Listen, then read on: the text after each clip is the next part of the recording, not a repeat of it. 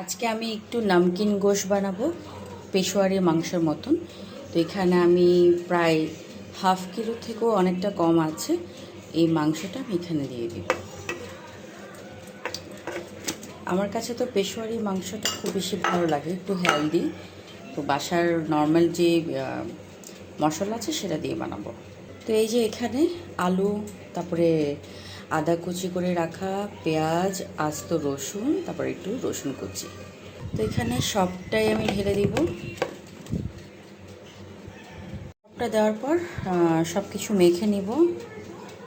তার আগে একটু লবণ দিয়ে নিচ্ছি, পরিমাণ মতো লবণ, লাগলে প্রয়োজন হলে আমি পরে দিয়ে নিব।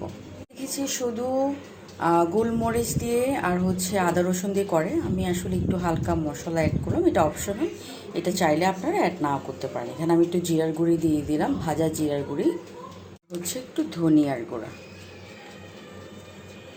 টমেটো কিন্তু মাস্ট দেওয়া লাগবে। পরিমাণ মতো একটু পানি দিয়ে নিলাম সিদ্ধ করার জন্য। এখানে ঢাকা দিয়ে নিলাম পেশোয়ারি মাংসের জন্য।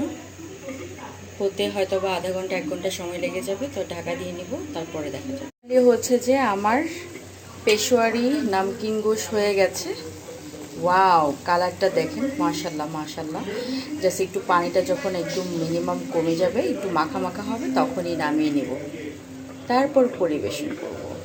ফাইনালি রেডি আমার নামকিন গোশ পেশোয়ারি বিফ, একদম পারফেক্ট হয়েছে। বিশ্বাস করতে পারছি না, আমার হাতে নমকিন গোশ আমি রান্না করলাম। দেখতেই পারছো এখানে কিচ্ছু দেওয়া হয়নি, কোনো মশলা না, জাস্ট গোলমরিচ দেন লবণ দিয়ে রান্না আর কিছুটা কাঁচা মশলা। বিসমিল্লাহ। So perfect cook.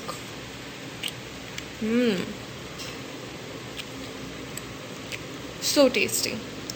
দেন আপনি রুটি দিয়ে জাস্ট ডিপ ইট, এই ঝোলটার সাথে ডিপ করে খাবেন, পুরাই মজা। বিসমিল্লাহ। এত মজা।